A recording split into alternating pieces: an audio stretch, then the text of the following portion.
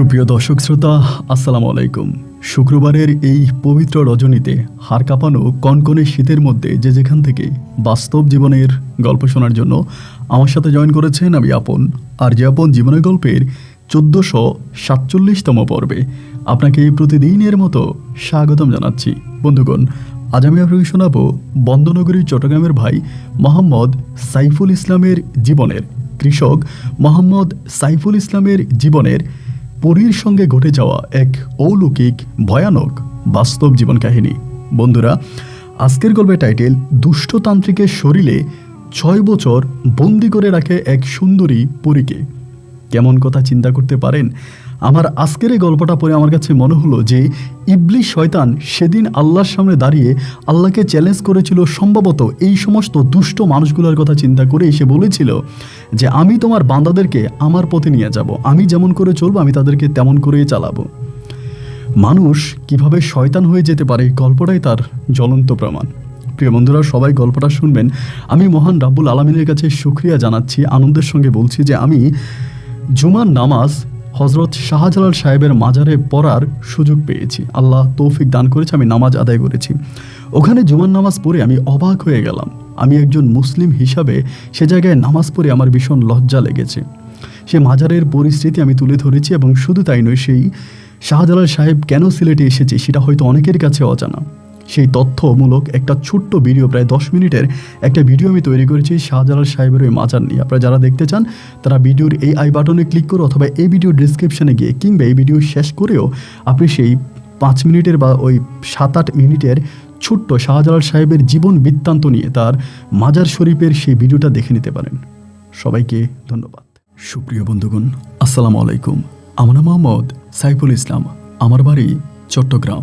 বন্ধুরা, আমি আমার জীবনের গল্পটা শুরু করার শুরুতে আপনাদেরকে আমার পরিবারের সম্বন্ধে জানিয়ে রাখি। আমার পরিবারে আমি আছি, আমার বাবা আছে, মা আছে, রয়েছে আমার দাদা দাদি সহ আমার বড় 2টা বোন আর ছোট একটা বোন। আমরা টোটাল 3 বোন 1 ভাই। আমাদের পরিবারটা চট্টগ্রাম বিভাগের অদূরের কোনো এক উপজেলা শহরের কাছাকাছি এক গ্রামের এক উচ্চ মধ্যবিত্ত পরিবার।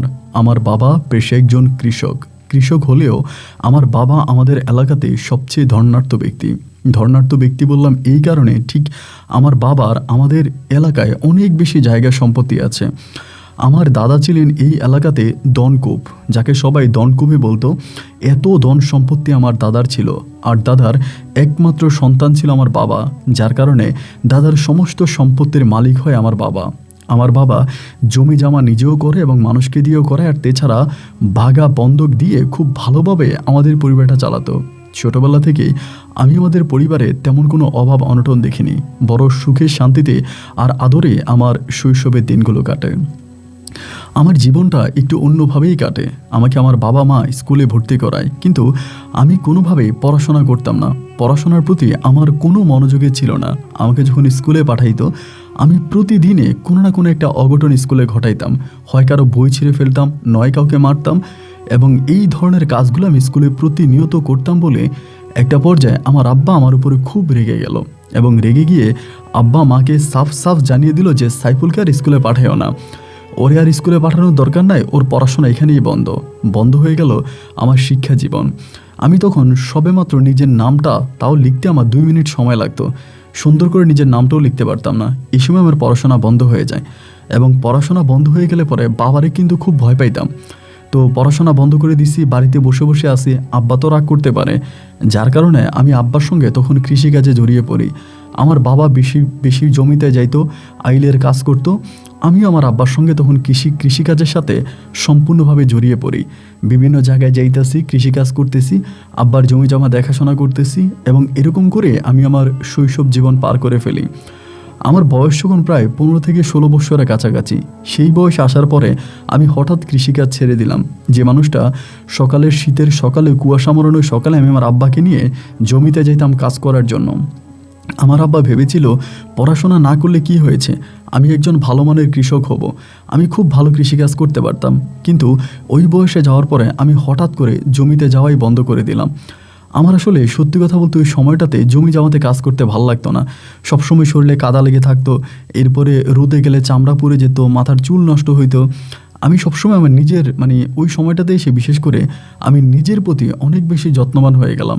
ভালো জামা কাপড় পরা, ভালোভাবে চলাফেরা করা, এবং তখন থেকে আমি কৃষিকাজ বাদ দিয়ে বন্ধু বান্ধবের সাথে মিশতে শুরু করি। আমাদের এলাকার যে মানুষগুলো বেকার ছিল, কোনো কাজ করতো না, ভোবো করে ঘুরে বেড়াতো, একটা সময় তারাই হয়ে যায় আমার সবচেয়ে কাছের মানুষ। আমি তাদের সঙ্গে গ্রামগঞ্জে, বাজারের, শহরে এখানে সেখানে ঘুরে বেড়াতাম, আর ছিঁড়া ফ্যান, স্টাইল করা ফ্যান, কাপড় চোপড় এসব পরে ঘুরে বেড়াতাম। নায়ক স্টাইল আমি তখন চলতাম। এবং সেই সময়টাতে গিয়ে আমি মাদকের দিকে ঝুঁকে পড়ি। মাদক বলতে ঠিক তেমন কোনো না যে আমি বড় কোনো মাদক নিতাম। আমি সেই সময়টাতে গিয়ে আস্তে আস্তে সিগারেট খেতে শুরু করি, এবং এত পরিমাণে সিগারেট খেতাম। ওই সময় তো আসলে ভাই সিগারেট ছিল না, বিশেষ করে বিড়ি ছিল। ওই টাকাটা আমি তখন ম্যানেজ করতে পারতাম না, সিগারেট বিড়ি খাওয়ার টাকাটাও তখন ম্যানেজ করতে পারতাম না।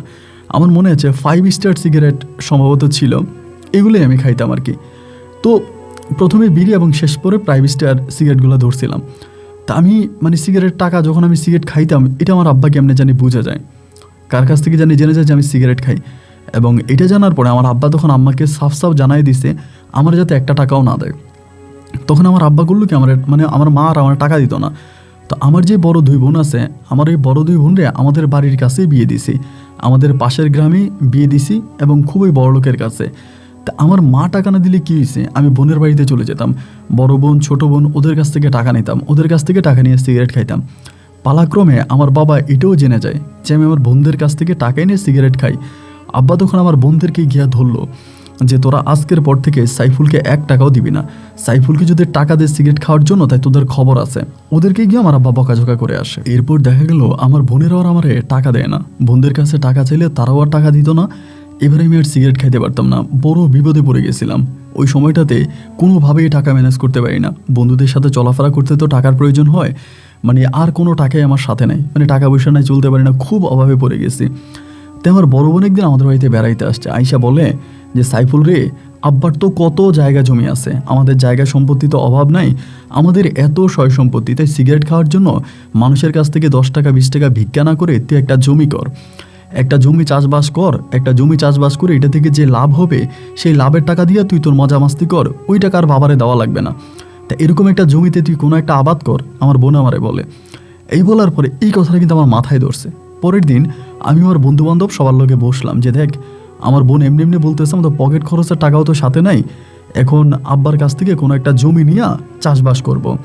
তো কেউ কেউ বলে ধুর বেটা, এটা কোনো কথা নাকি, চাষবাস করবো কেউ রাজি হলো আর কেউ হলো না।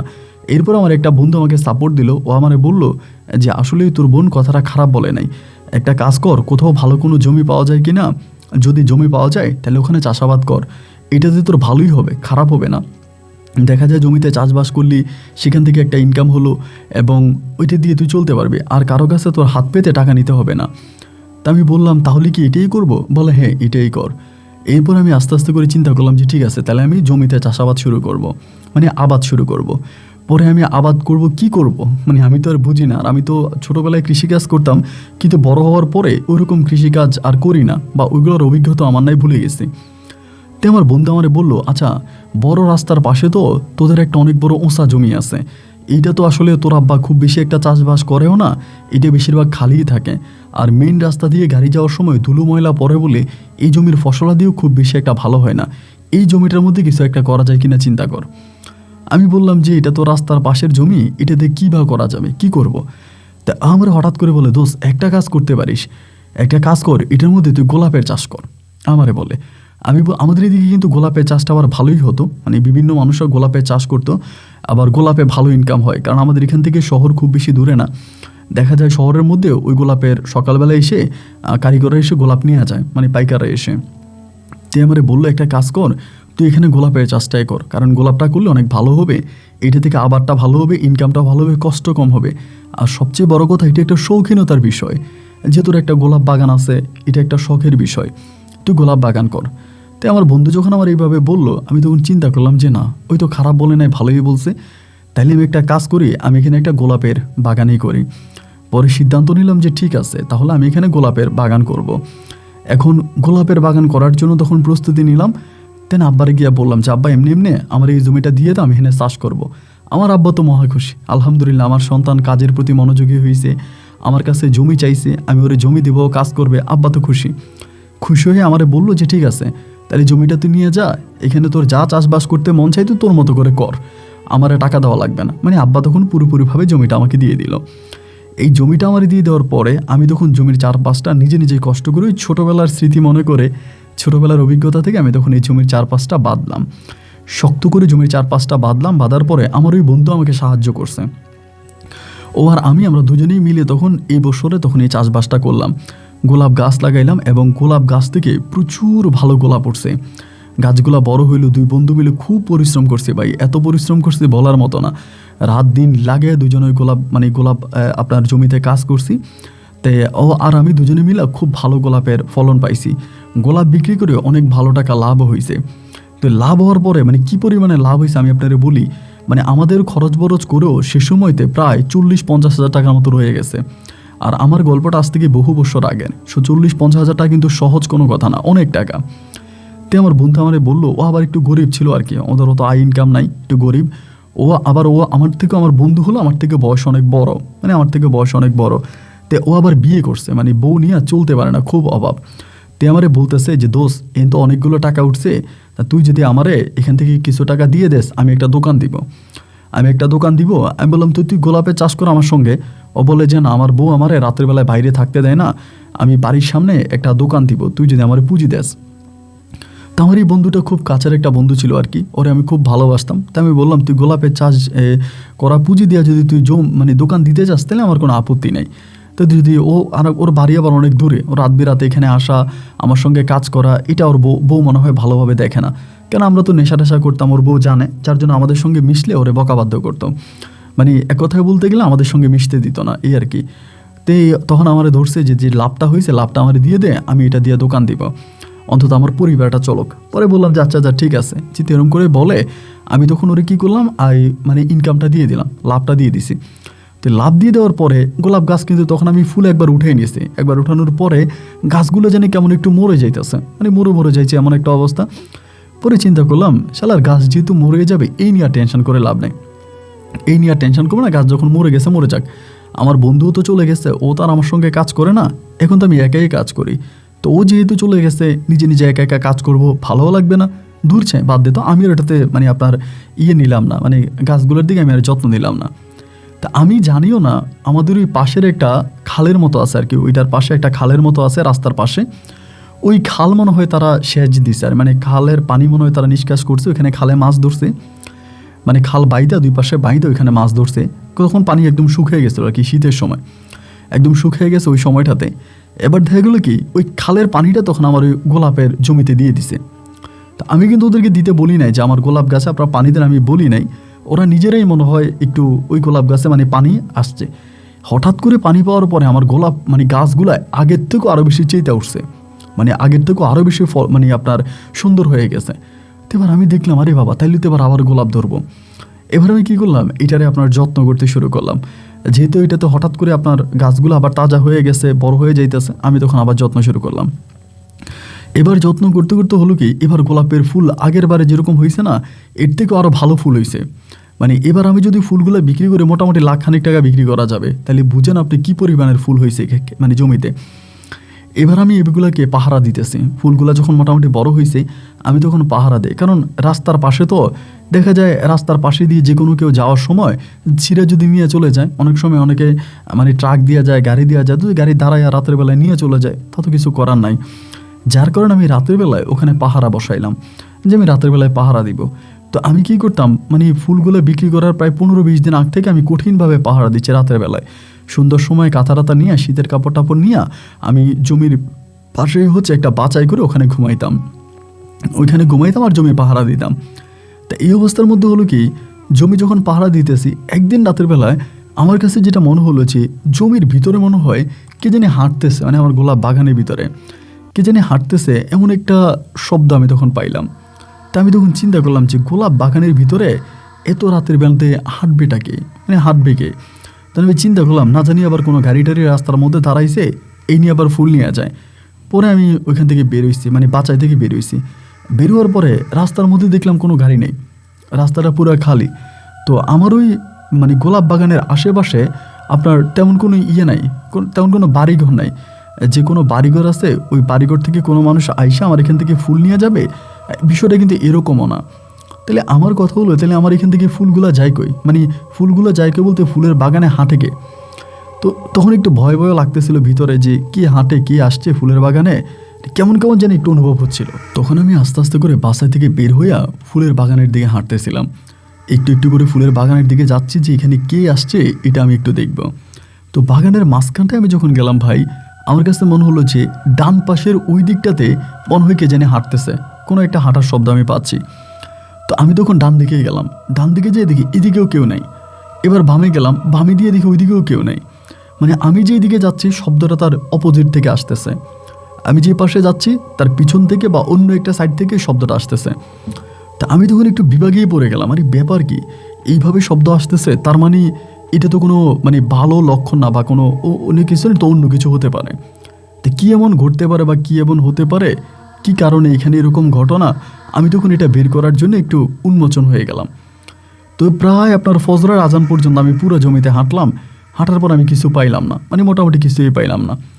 না পাওয়ার পরে পরের দিন এখান থেকে মানে আবার এখানে আরেকটা বিষয়, আমি গোলাপ গাছটা লাগানোর আগে কিন্তু ভুলে গেছিলাম আপনাদেরকে বলার জন্য। এখানে আমি যখন গোলাপের চাষ করি, আমার আব্বা কিন্তু আমার মানা করছে। আব্বা বলছে এইটার যে পাশে মানে বাম পাশে আপনার একটা উঁচা ভিটা আছে, অনেক বড় একটা উঁচা ভিটা আছে, ওইখানে নাকি অনেক আগে কি বাড়ি বানাইছিল, মানে এটা রাস্তার অপোজিটে অন্যদিকে। তো ওইখানে তারা বাড়ি বানাইছে, বাড়ি বানানোর পরে তারা ওইখানে থাকতে পারে না, কারণ জিনেরা নাকি খুব বেশি উত্তাপ করতো। তো জিনেদের ঝামেলার কারণে তারা ওখানে বাড়ি ছাইড়া চলে গেছে, ঘর বাড়িগুলো লাস্ট পর্যন্ত আপনার ভেঙে চুরে পড়ে গেছে, ভিটাটা রয়ে গেছে। তো আমার আব্বা আমারে বললো যে তুই যে এখানে গোলাপের চাষ করতেছিস এটা তো ভালো করতেছিস না, কারণ সামনের ভিটার মানুষগুলো জিনের অত্যাচারে থাকতে পারে না, তারা এখান থেকে চলে গেছে, তাহলে ওই জায়গার মধ্যে জিন আছে। আর তুই যদি ওখানে গোলাপের চাষ করিস তাহলে তুই জিনের কবলে পড়ে যাবি, জিনেরা তোর অ্যাটাক করে বসবে, তোর ক্ষতি করবে। তো বাজান একটা কাজ কর, তোর এখানে গোলাপের চাষ করার দরকার নাই, তুই এটা বন্ধ করে দে। আমি আমার আব্বারে বললাম যে না আব্বা, আপনি যত যাই বলেন, যেটাই বলেন, আমি এটা বন্ধ করব না। এখানে আমি চাষবাস করতেছি, আমি এখানে চাষবাস করবই, এটা থেকে আমার ইনকাম, আমি এটা বন্ধ করব কেন? তা আমি আব্বার কথা না শুনেই কিন্তু গোলাপের চাষ লাগাইছে, মানে গোলাপের গাছ হয়েছে আমার। তো এবার হলো কি, পরের দিন আমি তখন বাড়িতে যাই, আমার আব্বার বিষয়টা জানাইলাম যে আব্বা কালকে রাতে এমন এমন ঘটনা ঘটছে। আব্বা আমারে বলে তোর তো আমি ওখানে গোলাপ গাছ লাগাইতেই মানা করছিলাম, তোর আমি আগেই বলছিলাম যে জায়গাটা একটা দখলি জায়গা, এই দখলি জায়গার ভিতরে কি ফুল টুল লাগানোর দরকার নেই, আমি মানা করার পরেও তুই লাগাইলি, এটা তো ভালো করিস নাই। তো যাই হোক, যেটাই হয়েছে, তোর রাতের বেলায় ফুল টুল চুরি হবে না, তোর যাওয়ার দরকার নাই, তুই একটা কাজ কর, তুই বাড়িতেই থাক রাতের বেলায়, তুই যাইস না। তাই আমি আব্বা তখন একটু ভাঙে জিজ্ঞেস করলাম যে আব্বা কি হয়, মানে গোলাপ ফুল বাগানে হয়টা কি, আমার একটু বুঝিয়ে বলো। আমার আব্বা বলে গোলাপ ফুল বাগানে মূলত রাতের বেলায় জিনেরা আসে, জিনেরা রাতের বেলায় গোলাপ ফুল বাগানে আসে, এবং তারা গোলাপ ফুল বাগানে এসে তখন তারা এখান থেকে গোলাপ নিয়ে যায়, তারা গোলাপ ফুল বাগানে আসে এবং এসে তারা এখান থেকে গোলাপ নিয়ে যায়, এবং গোলাপের যে একটা মানে মানে তোর যে একটা গ্রান, ওই গোলাপের গ্রানটা নেওয়ার জন্যই তারা এখানে আসে, তারা গোলাপের গ্রানটা উপভোগ করে এখানে বসে তারা আসে। আমি আমার আব্বারে বললাম যে এইটা আপনি কি বলেন, গোলাপ বাগানে গোলাপের নিঃশ্বাস নেওয়ার জন্য বা গোলাপের নেওয়ার জন্য এগুলো কেন আসবে, পরী কেন আসবে? আমার আব্বা বলে হ্যাঁ, গোলাপ ফুল বাগানে পরীদের একটা নজর থাকে, পরীদের একটা আক্রোশ থাকে, তো আমি নিশ্চিত যে এটা কোনো একটা পরীর কাজ।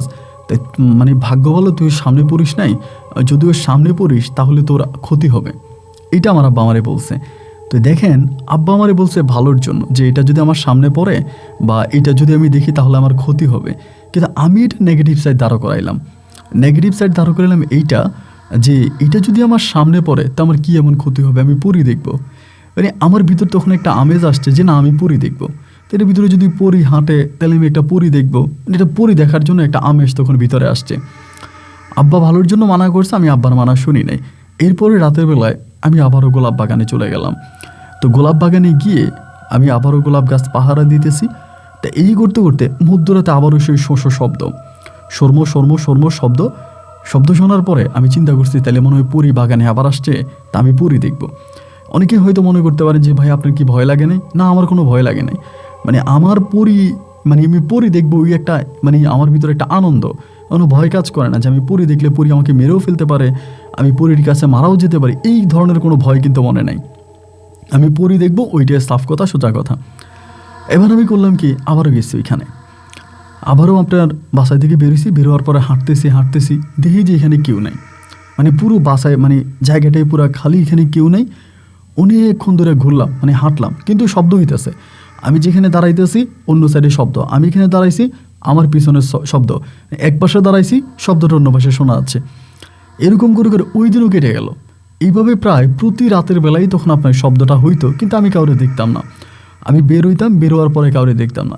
এই করতে করতে একদিন হঠাৎ করে হলো কি, রাতের বেলায়, তাও আপনার আনুমানিক গরুর সময় তখন রাতের 1টা কি 1:30টার মতো বাজবে, ওই সময় হবে 1টা থেকে 1:30টা।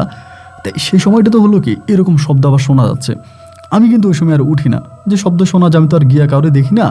তা ওই দিন করলাম কি, শব্দটা শোনার পর আমি তখন বেরোইছি। বেরোয়ার পরে এই প্রথম আমি কোনো একটা মানুষকে দেখতে পেলাম, কিন্তু কোনো মেয়ে না বা কোনো পরী না।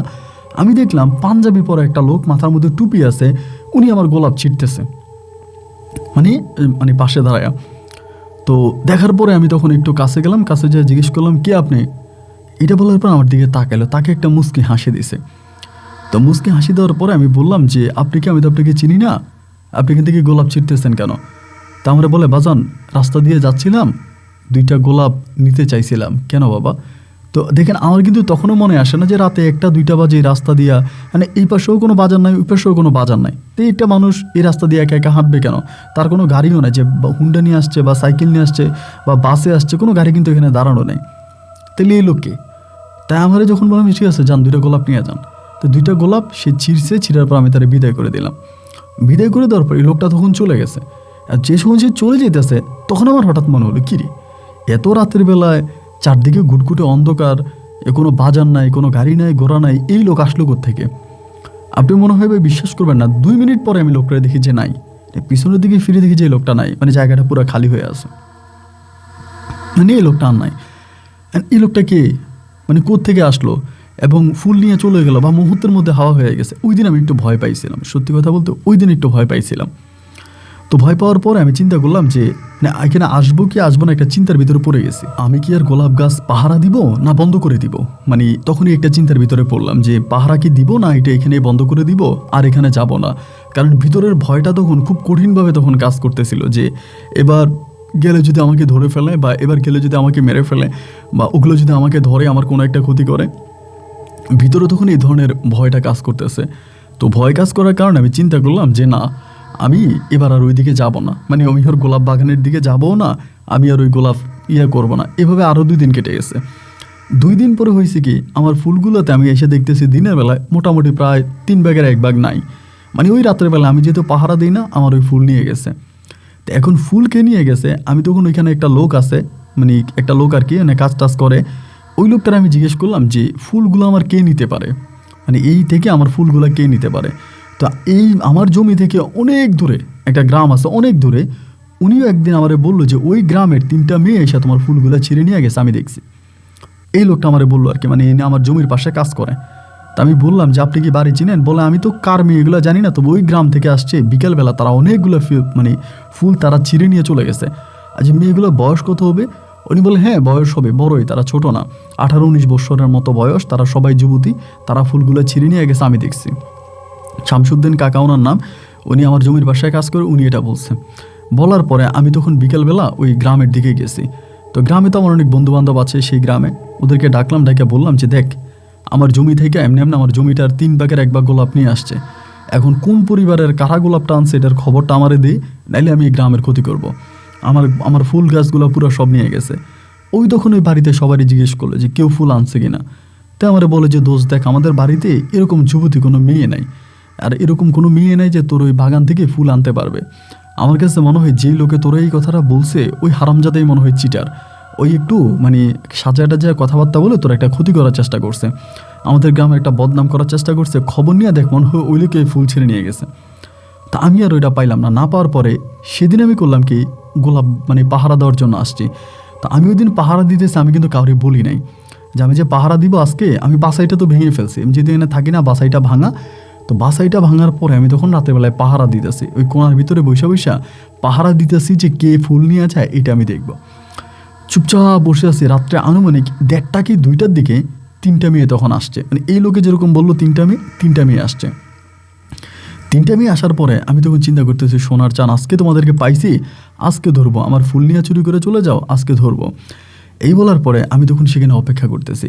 এরা আস্তে আস্তে করে আমার বাগানের দিকে আসছে। আসার পরে তিনটেই খুব কথা বলতেছে, একটা একটার সাথে কথা বলতেছে, হাসাহাসি করতেছে।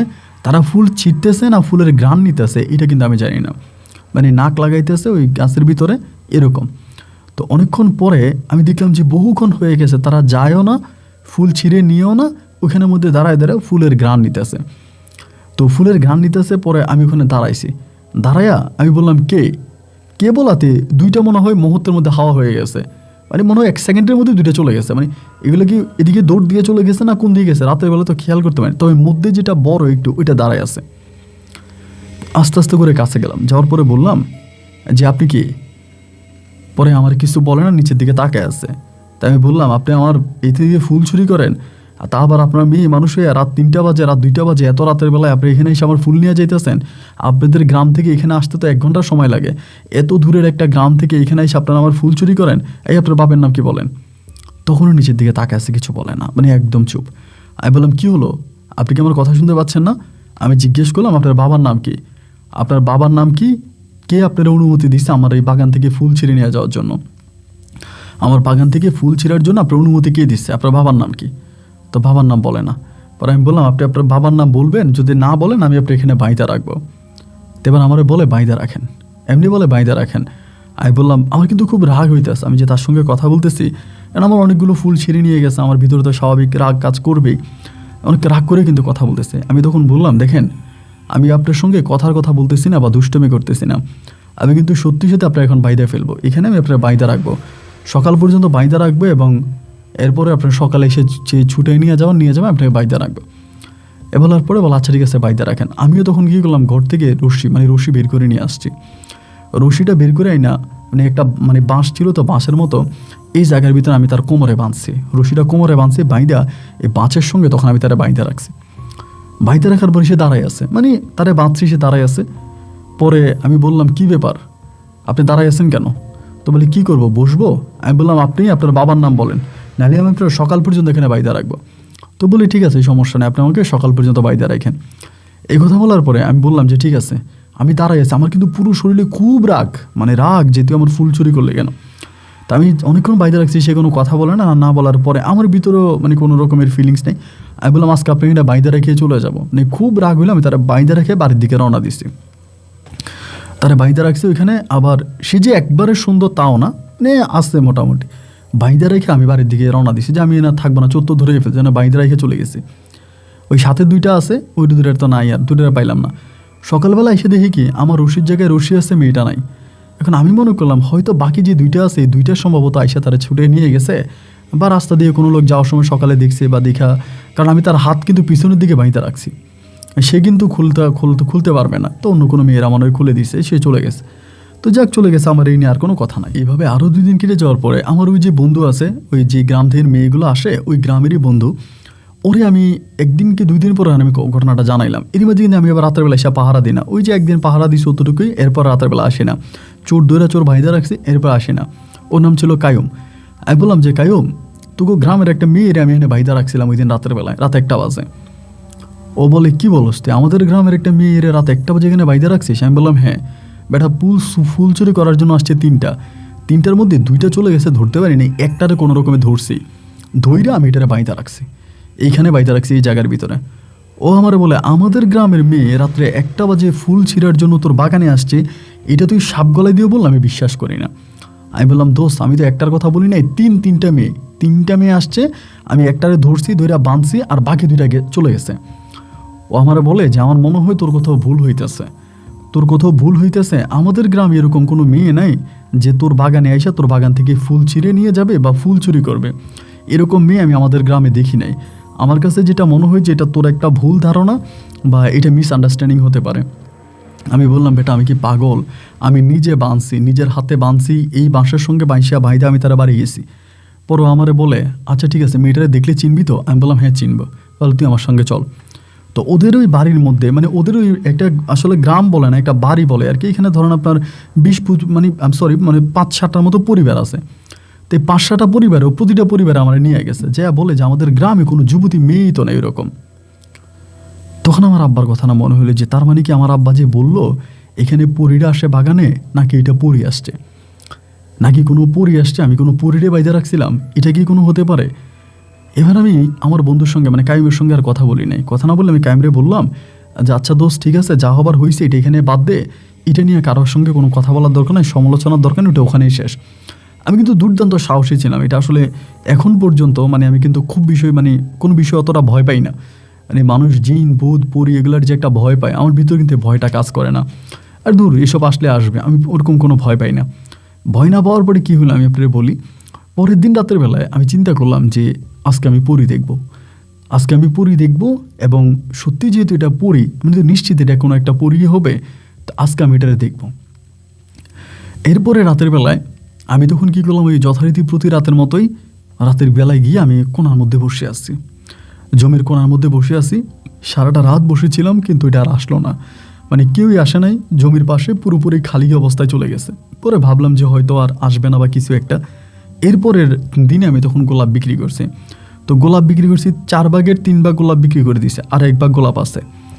তো 1 ভাগ গোলাপ যেহেতু আছে, ওই গোলাপ গাছটা আমি তখন করলাম কি, ওই গোলাপটা আমি কিন্তু আসলে পরী দেখার জন্য আসছি, সত্যি কথা বলতে পরী দেখতে আসছি, আমি তো গোলাপ গাছ পাহারা দিতেছি না। তো তখন আপনার এই আইলের পাশেই আমি এনে বসে আছি, বসে অনেকক্ষণ ধরে বসে আছি। বসে থাকার পর সকালবেলা ব্যাপারী আসবে, মানে বাকি গোলাপটাও বিক্রি করে চলে যাব। তো আমি তখন বাড়িতে গেছি, বাড়িতে যা শুইছি। রাত তখন আনুমানিক মধ্যরাতের কাছাকাছি, সকাল 10টার দিকে ব্যাপারী আসবে, তখন সবগুলো গোলাপ দিয়ে দিব। 10টার দিকে বাড়িতে যায় শোয়ার পরে আমার স্বপ্নে দেখাইছে, আমার স্বপ্নে বলতেছে যে যেই জায়গাটা আছে এই জায়গার গোলাপগুলা বিক্রি করে না, আর যদি বিক্রি করে না অন্তত 10টা গাছের গোলাপ রেখে দিয়ে আমার জন্য। তো এইটা মনে হয় আপনি ভাববেন যে ভাই এটা কি আপনি স্বপ্নে বলতেছেন, আমার কাছে মনে হয় যে না, এটা একদম স্বপ্নেও না। কারণ আমি যখন ওনার সঙ্গে কথা বলি তখন মনে হয় যে আমি সজাগ, একজন স্বাভাবিক একটা মানুষের সঙ্গে যেভাবে কথা বলে না, আমি ঠিক স্বাভাবিক একজন মানুষের সঙ্গে কথা বলি, মনে হয় যেন আমি সজাগ। মানে খুব স্বাভাবিকভাবে আমার কাছে আসছে, সে আমারে বলতেছে যে আপনি যদি গোলাপ বিক্রিও করেন, প্রথমে বলছে কোনার গোলাপগুলো বিক্রি করেন না, তারপরে বলে যদি বিক্রিও করেন 10টা গোলাপ গাছ আপনি রেখে দিয়েন, আমি গোলাপ গাছে আসি, এটার গ্রাম নেই, আমার ভালো লাগে, আপনি 10টা মানে রেখে দিয়েন, আমার এটা বললো। বলার পরে এটা বলে সে চলে গেছে। তো আমি বিষয়গুলো আমার পরিবারকে জানাই না, কারণ আমার পরিবারের বিষয়গুলোতে ভয় পায়, আমার বাবা মা যারাই আছে এরা তো এই জিনিসগুলোতে স্বাভাবিকভাবে ভয় পাবে। আমি এদের কাউকে বললাম না বলে করলাম কি, এবার আমি যে কোনার মধ্যে যে গোলাপের ইয়েটা আছে, আমি এটা বিক্রি করলাম না, মানে পুরোপুরিভাবে রেখে দিলাম, মানে এটা আমি বেচবই না। ব্যাপারী আসছে, ব্যাপারীরা মানা করে দিছি। একে তো ব্যাপারীরা মানা করছি, দ্বিতীয় হচ্ছে আমি সবসময় ওখানে গিয়ে বসে থাকতাম। এই গোলাপ বাগানে আমি এমন কোনো দিন নাই, আমি প্রতি রাত ওখানে গিয়ে বসে থাকতাম, রাতের পর রাত বসে থাকতাম, যে ও তো বলছে ও গোলাপ বাগানে আসে, তাহলে আমি ওর দেখব। মানে প্রতি রাত ওখানে বসে থাকতাম, রাতে বসে থাকতাম, দিনে এসে ঘুমাইতাম। আমার কোনো স্বপ্নও দেখায় না, কোনো কিছু বলেও না, এবং আমি এখানে বসে আছি। এরকম করে দীর্ঘ প্রায় আপনার অনেকগুলো দিন, তখন গোলাপগুলো আস্তে আস্তে নষ্ট হয়ে যাইতেছে। ওরকম সময়ে আল্লাহর কি হুকুম, একদিনে আমি ওনার আপনার দেখতে পাইছি বলতে ওভাবে দেখি নাই, দেখলাম কিভাবে যে একটা আপনার গোলাপি কালারের একটা জামা পরা একটা মেয়ে, যার অনেক লম্বা, মুখটা শরীরটা অনেক উঁচা, চুলগুলো বিশাল লম্বা, এই বাগানের সাথে দাঁড়ায় আছে, চুলগুলো বাতাসে নড়তেছে। একটা মানুষ বা আমি সম্ভবত তার হাঁটুর কাছে পড়ে থাকবো, তাহলে বুঝেন কি পরিমাণের লম্বা, বিশাল লম্বা। তো দেখলাম, দেখার পরে কিছু বলি নাই, তাকাইছিলাম। এদিন প্রথম দিন দেখলাম, দ্বিতীয় দিন একইভাবে আবারও দেখলাম, এই তারে দেখা আমার শুরু। দ্বিতীয় দিন যখন দেখলাম তখন আমার ভিতরে ভালো লাগা কাজ করছে। আমি একেবারে আল্লাহ সাক্ষী, আমি এক ফোঁটাও ভয় পাইনি। আমি আস্তে আস্তে করে তার দিকে হাইটে গেছি, আস্তে আস্তে করে তার সামনে পর্যন্ত হাইটে গেছি। সামনে হাইটে যাওয়ার পরে আমি এখানে যারা সালাম দিছি, আসসালামু আলাইকুম, সালাম দেওয়ার পরে হঠাৎ দেখি সে আর নাই, এই জায়গার ভিতরে হঠাৎ করে একদম সেকেন্ডের মধ্যে সে নাই। তাই না থাকার পরে আমি চিন্তা করলাম মনে হয় চলে গেছে। এরপরে রাতে সে আবারও আসছে একইভাবে, এখানে আসছে, এসে সে ফুলের গাছের সঙ্গে দাঁড়ায় আছে। আমি তার কাছে গেলাম, তার ডাক দিলাম, তার সঙ্গে কথা বলার চেষ্টা করতেছি, কিন্তু কথা বলতে পারি না। তো একবার হলো কি যে আমি তার এভাবে শরীরে ধরতেছি, ভাই আপনাকে কেমনি বিশ্বাস করাবো যে একটা মানুষ দাঁড়ায় আছে, আমি দেখতেছি, আমি তার শরীরে হাত দিতেছি, কিন্তু বাতাসের মতো আমার হাত চলে যাচ্ছে, তার শরীরের মধ্যে লাগতেছে না, তার শরীরে কোনো স্পর্শ হইতেছে না, শরীরে লাগতেছে না। তো এরপর আমি চিন্তা করলাম যে বিষয়টা কি। আমি তার শরীরে হাত দিই, তার শরীর থেকে আমার হাতটা আস্তে করে মানে চলে যাচ্ছে, তার শরীরের সঙ্গে আমার হাতের কোনো স্পর্শ লাগে না, আমার হাতটা তার শরীরে লাগে না। এই দিন আমি দেখলাম, এবং এরকম করে আমি প্রায় অনেক দিন পর্যন্ত এখানে বসেছিলাম, এবং বসে থাকতাম। আমার এই গোলাপ যে ফুলগুলো ছিল, ফুলগুলো সব নষ্ট হয়ে গেছে, আর কোনো ফুল নেই, ফুলগুলো সব নষ্ট হয়ে গেছে। আমি এরপর ওখানে বসে আছি এই করে তখন আপনার প্রায় একদিন দুদিন না, প্রায় 4 মাসের মতো কেটে গেছে। না, আমি ওরে দেখবই, আমার কথা হচ্ছে আমি ওরে এক নজর দেখবই, এখানে আমি আসি, আমি ওরে দেখবই। 4 মাস পরে হয়েছে কি ভাই, একদিন রাতের বেলায় আমি এই মানে বাগানের পাশে শুয়ে আছি, এখানে একটা বাসার মতো করে শুয়ে আছি। তো আমার হঠাৎ ঘুম ভাঙার পর আমি দেখি যে উনি আমার পাশে বসে আছে, বসে আমার দিকে তাকায় হাসতেছে। সেদিন আমি তার সম্পূর্ণ প্রথমবার দেখলাম যে একেবারে মানুষের রূপে তার আমি বাঁধছিলাম, এবং দ্বিতীয়বার তারা আমি মানে এরপরের বার লাস্টের বার আমি যখন তারা দেখলাম, এই সে আমার রূপে একদম সম্পূর্ণ একজন মানুষের রূপে, একটা মেয়ের রূপে আমার কাছে আসছে, আইসা হাসতেছে। আমি বসছি, আমি তো জানি সেটা ওই। পরে আমি বললাম, ভালো আছেন? বলে, জি ভালো আছি। আমি বললাম, আপনার নাম কি? বলে, বন্যা। তো আমার বলে, আপনার ভয় করে না? আমি বললাম, না, ভয় করবে কেন? ভয় যদি করতো তাহলে কি আর এতগুলো মাস আপনার জন্য অপেক্ষা করি? বলে, আপনি আমার জন্য অপেক্ষা করেছিলেন কেন? আমি বললাম, জানি না কেন জানি আমার বাবার মুখে যখন শুনলাম যে ফুলের বাগানে পরীরা ভ্রমণ করে, পরীরা আসে, তখন থেকে ভিতরে একটা ইচ্ছা জাগছিল যে আমি একটা পরীকে দেখব, এবং সেই পরীটাকে দেখার জন্যই আমার আজকে এতগুলা মাস সাধনা করা। আমার বিশ্বাস ছিল যে আপনি একদিন আমার সামনে আসবেন, আমি একদিন আপনাকে দেখতে পাবো। আমার সেই ইচ্ছা আল্লাহ তাআলা পূরণ করছে। আল্লাহর কাছে শুকরিয়া যে আমি আপনাকে আমার 2 চোখ দিয়ে দেখতে পাইছি, আমার কাছে অনেকটা ভালো লাগছে। পরে আমাকে বলতেছে যে আপনি কেন আমাকে দেখতে চান? আপনি তো মানুষ, আমি তো মানুষ নয়। আমি বললাম, আমি জানি না, আমার ভিতরে আপনার জন্য এক ধরনের ভালো লাগা কাজ করেছে, আপনাকে দেখতে ইচ্ছে হয়েছে, তাই আমি আপনাকে দেখছি। পরে বলতেছে যে আপনি আর এখানে ঘুমাইন না রাতের বেলা, আমার কষ্ট হয়। আপনি যেখানে রাতের বেলা এসে ঘুমিয়ে থাকেন আমাকে দেখার জন্য, আমার কষ্ট হয়, আপনি এখানে আর ঘুমাইন না। আমি তখন বললাম যে তা আপনি আজকে এতগুলো মাস পরে আজকে কেন আসছেন? আপনি তো এর আগে আমার সামনে আসতে পারতেন, দেখা করতে পারতেন, তখন কেন আসলেন না? পরে বলতেছে যে দেখেন, আমাদের একটা দিনক্ষণ আছে, আপনাদের যেরকম একটা ক্ষণ আছে, যেমন পূর্ণিমা, অমাবস্যা বা ঈদ বা ধর্মীয় কোনো অনুষ্ঠানের দিন, ওরকম কিছু উৎসব আছে, আমাদের মাঝে ওরকম কিছু নিয়ম কারণ আছে। তো আমি ওই নিয়ম অনুযায়ী আপনার সঙ্গে দেখা করতে পারছি, মানে আমি আজকে আপনার সঙ্গে স্বাভাবিক রূপে আসতে পারছি, অন্যদিন আমি এই স্বাভাবিক রূপে আসতে পারতাম না। এটাও আমার অনেক সাধনার পর আমি আপনার কাছে এই রূপে আসতে পারছি, বা আপনার সঙ্গে এইভাবে কথা বলতে পারতেছি, এটাও আমার অনেক সাধনার একটা বিষয় ছিল। আমিও চেষ্টা করছি, আপনি যেরকম এখানে বসে অপেক্ষা করছেন আমাকে দেখার জন্য, আমিও চেষ্টা করছি একটা ভালো রূপে আপনার কাছে আসার জন্য। আমি তখন বললাম, তাহলে যে আপনি ওই দিন এইভাবে আমার এখানে আসছেন, আপনারা 3 জন এসেন, তখন আমাকে বলতেছে যে ওইটা আমি ছিলাম না। আমি বললাম, মানে? বলো, ওইটা আমি ছিলাম না, আপনার এখানে অনেকগুলো পরী আসতো, আপনি মানে এই গোলাপ বাগানটা দেওয়ার পরে অনেকগুলো পরী এই গোলাপ বাগানে আসতো। তো আপনি যে একজনকে বাইদা রাখছিলেন সেটাও আমি জানি, তবে সেটা আমি নয়। তবে আপনার ভাগ্য ভালো যে ওই পরীটা আপনার ক্ষতি করে না, ওইটা আমার বান্ধবী, ওইটা কিন্তু আপনাকে মেরে ফেলতো সেই রাতেই, কিন্তু হয়তো তার ভিতরে আপনার জন্য মায়া লাগছে, সে আপনাকে ছেড়ে দিছে। তো সে কিন্তু আমার বান্ধবী, আমি জানি। তো আমি বললাম যে তার নাম কি? বলে, তার নাম আরেকটা কি জানি বলছে, এটা আমার মনে নাই। বলে, আমি বললাম, আপনার নাম কি? বলে, আমার নাম বন্যা। তো আমি বললাম যে আমার খুব ইচ্ছা আমি আপনার বিয়ে করব। পরে হাসতেছে, বলে, না, আপনি তো আমাকে বিয়ে করতে পারবেন না, কোনো মানুষ আমাদেরকে বিয়ে করতে পারে না, কারণ আমাদের কোনো শরীর নেই, আমরা হচ্ছে অশরীরী। আমি বললাম, আমি তো আপনার বান্ধবীকে ধইরা এখানে বাইদা রাখছি। বলে, হ্যাঁ, আমার বান্ধবীর জাত আর আমাদের জাত একটা না, আমার বান্ধবীরা শরীর নিয়ে, মানে আমার বান্ধবীর জাতের পরীরা বা জিনেরা শরীর নিয়ে মানুষের কাছে আসতে পারে, কিন্তু আমার আসলে শরীর নেই, আমার কোনো শরীর নেই, আমাকে আপনি এভাবে সরাসরি স্পর্শ করতে পারবেন না। তা বিশ্বাস না করে আপনি আমাকে ধরে দেখেন। তো আমার দিকে এমনি হাতটা দিল ভাই, আমি তার হাতে এমনি নাড়া দিলাম, দেখলাম যে না, তার হাতে আসলে আমার হাত লাগে না। তো সে বলে, আমি শুধু পারবো কারণ কোনো নারীর শরীরে ঢুকে আপনার সামনে আসার জন্য, কিন্তু আমার নিজস্ব কোনো শরীর নেই। আমি তখন তার সঙ্গে অনেকক্ষণ কথাবার্তা বললাম, আমার এত ভালো লাগছে, আজান দিয়ে দিবে তখন ফজরের।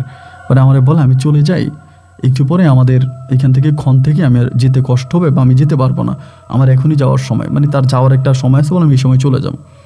পরে আমি বললাম যে বন্যা, আমার আপনার অনেক ভালো লাগছে, আপনি কি কালকে আবারও আসবেন? বলে, দেখি যদি পারি আসবো, তবে আপনি এখানে আইসেন না। আমি বললাম, না, আমি আসবো। এই কথা বলে আজানও দেওয়ার সময় হয়ে গেছে, সে হঠাৎ করে আমার সামনে থেকে একদম মুহূর্তের মধ্যে ভাই ফিনিশ হয়ে গেছে। বাড়িতে গেছি, খাওয়া দাওয়া করছি, সারাদিন ঘুমাইলাম, রাতের বেলায় আবারও এসে এখানে বসে আছি। সেদিন রাতেও সে আবারও আসছে, আমারে বলে, আপনারা মানা করছি, আপনি আসবেন না এখানে, কেন আসেন?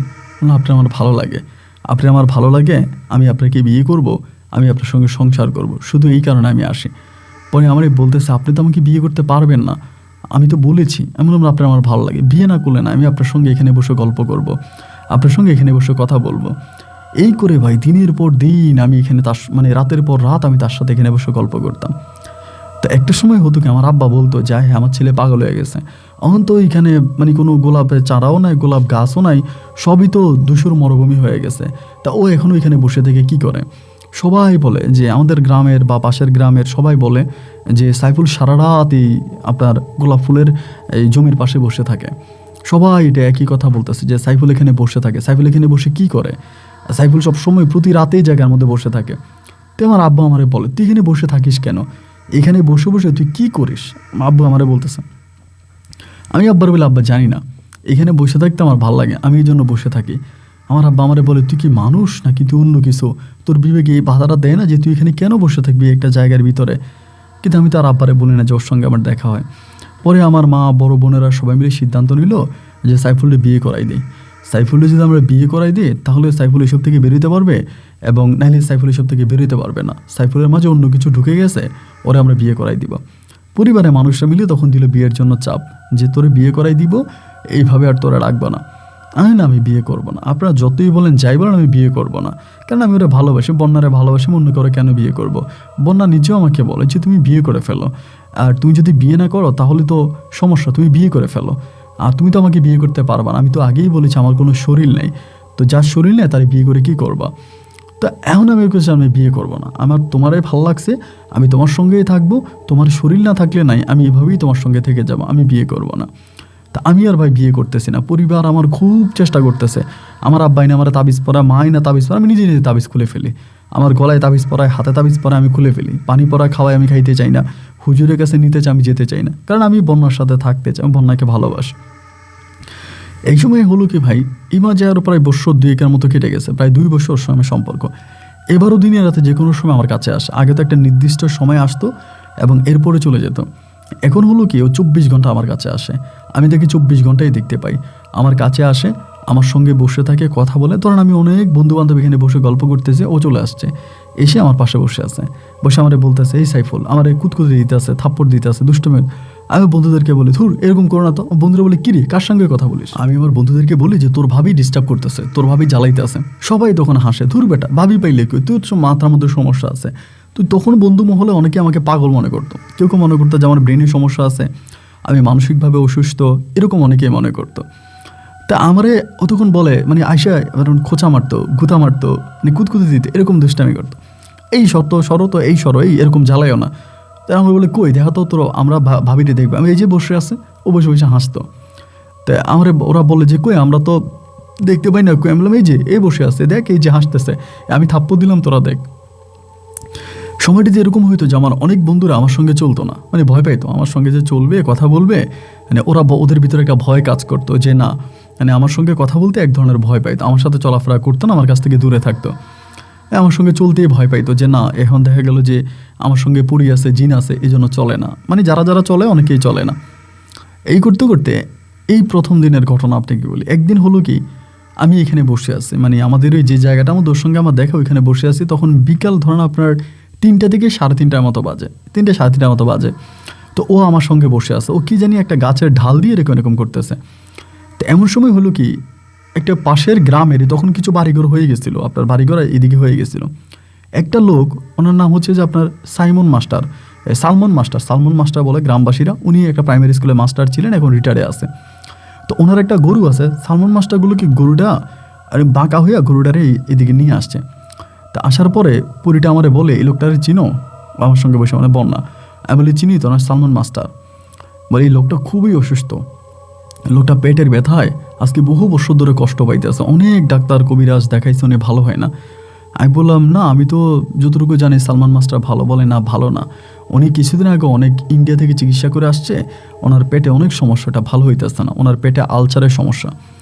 আমি বললাম তো এইটা তুমি আমারে বলতেছো কেন? বলে নাও তো এটা নাও, ওনারে বলবে গাছের শিকলটা চিবিয়ে খাইতে, চাবাইয়া খাইতে, তাইলে ওনার এই পেটের ব্যথা ভালো হয়ে যাবে।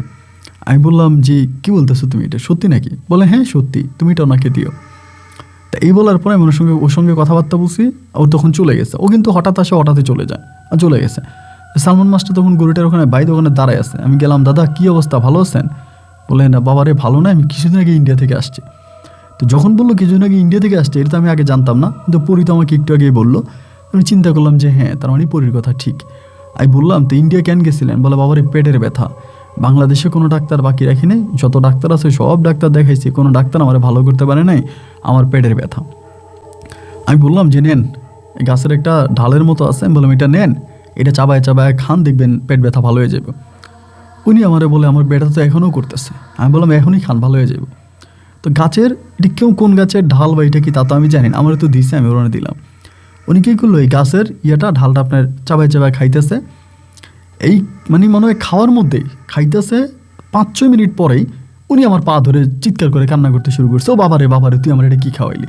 আমি তো ভাই তখন ভয় পেয়ে গেছি, আল্লাহ লোকে কী বলতেছে এটা, আমি কী খাওয়াইলাম?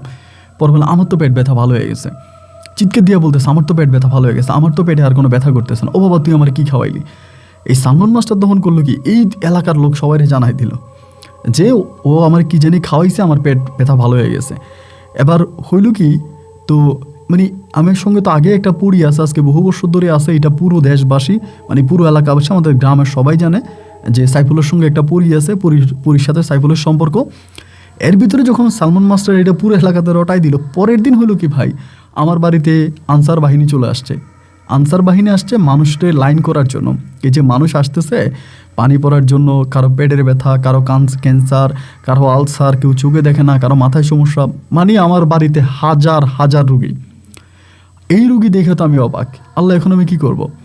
মানে রুগী মানে রুগীর শেষ নাই, লাইনে রুগী আমার বাড়িতে দাঁড়ায় আছে। এক একজনের এক এক ধরনের সমস্যা, কেউই সমস্যা, এক একজন এক এক ধরনের সমস্যা নিয়ে আইসা আমার সামনে দাঁড়ায় আছে। আমি তখন কি করব? আমি তখন ওরা ডাক দিলাম, ডাক দেওয়া আসছে, আইসা হাসতেছে, আমার কাছে বসে হাসতেছে। বললাম হাসো কেন? আমার এই বিপদে ফালাই দিয়ে তুমি হাসতেছো? বলে কে? সবাই তোমার টাকা দিবে, টাকা দিয়ে তুমি বড়লোক হয়ে যাবে। আমার টাকা তো দরকার নেই, আমার বাপের কি টাকা পয়সার অভাব নাকি যে আমার এসব করে খাইতে হইব? এখন আমি কি করব? বলে যাও সবাইরে বলো চলে যাইতে। আমি বললাম না, মানুষ বিপদে পড়ে আসছে, আমি চলে যেতে বলবো কেন? পরেও করলো কি, আমার আরেকটা গাছের শিকড় দিল, একটা গাছের শিকড়, বললো এটা নিয়ে যাও, শুধু যেই আসবে তার পানির মধ্যে গাছের শিকড়টা একটু ভিজিয়ে দিবা। যে পানি আনবে তার গাছের শিকড়টা একটু পানির মধ্যে তুমি ভিজিয়ে দিবা, বিসমিল্লাহ বলে পানিটা ভিজিয়ে দেবা, এইটুকুই, তুমি দেখবে অনেক উপকার হবে। আমি বললাম তুমি কি বলো, সত্যি উপকার হবে? বলে হ্যাঁ সত্যি উপকার হবে, তুমি এটা করো। তো এইটা বলার পরে আমি তখন বললাম যে আমার টাকা পয়সা লাগবে না, আপনারা পানি নিয়ে আসেন। ভাই তখন বোতলে সবাই পানি নিয়ে আসছে। আমি তখন ওই গাছের শিকড়টা, হলুদের শিকড়টা আমি মানে পানিটার মধ্যে ভিজিয়ে দিতাম, বিসমিল্লাহ করে ভিজিয়ে দিতাম, অতটুকু।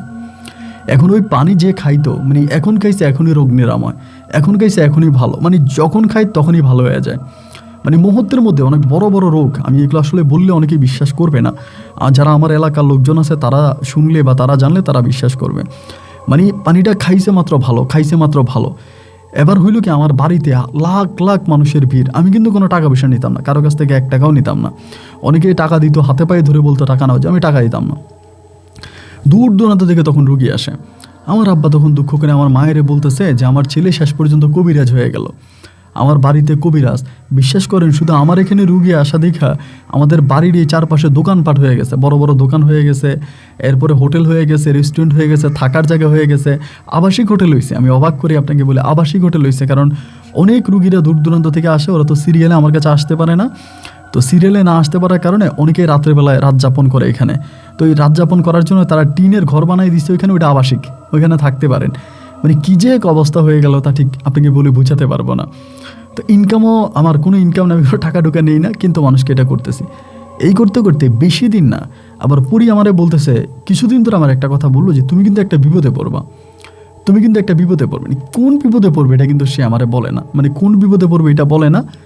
না বলার পরে হইল কি, একটা লোক আমারে, মানে উনি ওনার নাম হচ্ছে কাফারশি কবিরাজ। ওনারা সবাই চিটংয়ে কাফারশি কবিরাজ বলে। আপনার চিটং শহরে ওনার বাড়ি, উনি কাফারশি কবিরাজ নাম করে একটা কবিরাজ। উনি করলো কি, আইসা আমার একদিন দাওয়াত দিছে, ওনার মেয়ের বিয়ে আমার কার্ড দিয়ে দাওয়াত দিছে। উনি কবিরাজ, অনেক বড় ভালো মানের কবিরাজ, দাওয়াত দিছে। তা আমার পরি আমারে বলতেছে যে ওর দাওয়াতে না যাওয়ার জন্য। আমি বললাম কেন, ওনার দাওয়াতে গেলে আমার কি হবে? আমি ওনার দাওয়াতে গেলে কী হবে? পরি আমারে বলে না যাইও না, ও মানা করছে। এই জীবনে প্রথম আমি ওর মাকে ওভারটেক করে একটা জায়গায় গেছি, জানি না কেন জানি ওই কাপাসি কবিরাজের দাওয়াতটা আমার মানে মনে কবুল হয়ে গেছে, মানে অন্তরে কবুল হয়ে গেছে। যে লোক আমারে যাইতে বলছে আমি তার বাড়িতে যাব। আমি পরীর কথারে না শুই না, পরীর কথাকে ওভারটেক করে আমি কাপাসি কবিরাজের বাড়িতে গেলাম ওনার মেয়ের বিয়েতে। তো কেন যে গেছি ভাই এটা আমি নিজেও আপনাকে ব্যাখ্যা দিতে পারবো না, কিন্তু আমার মন চাইছে আমি গেছি। উনি আমার বাড়িতে এসে আমার ঘরে এসে আমার কার্ড দিয়ে দাওয়াত দিয়ে গেছে ওনার বড় মেয়ের বিয়ে ওই হিসাবে। তো ওনার আমি বাড়িতে গেলাম, বাড়িতে যাওয়ার পরে ওনার মেয়ের বিয়ের অনুষ্ঠান হলো। তো উনি আমারে বললো যে একটা কাজ করো সাইফুল, তুমি খাওয়া দাওয়া করে যাও। তো তার বাড়িতে ঢোকার পর থেকে কিন্তু পরিয়ান আমার কাছে আসে নাই। তার বাড়িতে ঢুকছি, পরিয়ার আমার কাছে আসে নাই। আমি মনে করলাম যে মনে হয় পরি আমার সাথে রাগ করছে, হয়তো মানা করার পরও আমি আসছি, এই জন্য মনে হয় সে আসে নাই। আর পরি আমার মূলত কোনো মেয়ের সাথে মিশতে দিত না। এই যে আমি একটা মেয়ের অনুষ্ঠানে যাবো, একটা মেয়ের বিয়েতে যাব, সেখানে অনেক মেয়ে আসবে, আমি অনেক মেয়েদের সাথে কথা বলবো বা অনেক মেয়েরা আমাকে দেখবে, এটা কিন্তু ও পছন্দ করতো না। আমাকে সবসময় বলতো মেয়েদের মতো চলার জন্য, ঘোমটা পরে চলার জন্য, মুখের মধ্যে কাপড় দিয়ে চলার জন্য, মেয়েদের সামনে না যাওয়ার জন্য, এগুলো সবসময় বলতো। আমি ভাবলাম যে হয়তো এই জন্য রাগ করে আসে না। মাগরিবের আজানটার কিছুক্ষণ আগে আমি বসে আছি, আপনার কাপাসি কবিরাজ আমার কাছে আসছে। আমার কাছে এসে বলে যে সাইফুল তুমি কি চলে যাবে না থাকবা? আমি বললাম যে না হুজুর আমি চলে যাবো, আমি থাকবো না। উনি আবার মাওলানা টাইপের মানুষ, হুজুর মানুষ। পরে আমরা বলে তোমার সঙ্গে একটু কথা আছে, দিকে আসো। তো আমাকে ডাক দিয়ে ওনার ভিতরে নিয়ে গেছে। ভিতরে নিয়ে যাওয়ার পরে আমি দেখলাম যে মানে একটা সাপ উনি উনি যেখানে বসে আছে এটার পাশে একটা সাপের মতো করে, মানে সাপ নাকি আমি ঠিক জানি না, তবে দেখতে সাপের মতো একটা বক্সের মধ্যে। তা আমারে বলে যে সাইফুল দেখো তো এটা কি, এমনি বলছে। তা আমি বললাম যে এটা কী, মানে বক্সের ভিতরে হাঁটতেছে আর কি, আপনার লুঙ্গি দিয়ে পেঁচায় রাখছে। তা আমি তখন এটা খুলতেছি খুলে আমার কাছে প্রথমে সাপের মতোই মনে হয়েছিল কিছুটা, মানে ফোঁস করতেছিল। আমি তখন একটু একটু করে এটা তখন এইটা খুললাম। খোলার পরেই আমি দেখলাম এটার ভিতরে একটা সাপ, এবং এই সাপটা আমিও তাকাইলাম, সাপটা আমার দিকে তাকাইছে। মানে সাপের চোখ তো দেখা যায় না সচরাচর বলতে গেলে, মানে আমাদের খালি চোখ ওভাবে দেখা যায় না। ওর চোখগুলো মনে হয় খুব বড় বড় ছিল, ডিমের মতো। আমি চাপের দিকে যে সাপে আমার দিকে তাকাইছে, এই তাকানোটার পর আমি জায়গায় জ্ঞান হারিয়ে ফেলছি। আমার আর কোনো জ্ঞান নাই, এবং প্রায় 1 ঘন্টা পর আমার জ্ঞান ফিরে আসছে। তখন দেখলাম যে আমার সাথে এই কাপাসি কবিরাজ, উনি আমারে বলে কী সে তোমায় অজ্ঞান হয়ে গেলে কেন? আমি বললাম আপনি আমার কোন সাপ দেখাইলেন, আমি তো জ্ঞান হারাই ফেলছি। উনি বলেন না ঠিক হয়ে যাবে, আমার গাড়ি আছে, তুমি আজকে রাতে থাকো। আমি বললাম যে না আমি থাকবো না, আমি চলে যাবো। বলে তা আমার গাড়ি আছে, তোমার বাড়ি দিয়ে আসবে। ওনার ড্রাইভার তখন আমার কী করলো, বাড়িতে দিয়ে গেছে রাত্রেবেলায় বাড়িতে দিয়ে গেছে। দিয়ে যাওয়ার পরে তো চলে গেল। আমি সারা রাত খুব ক্লান্ত ছিলাম, কী জন্য জানি না, খুবই ক্লান্ত ছিলাম, আমার শরীর খুব ব্যথা করতেছিল।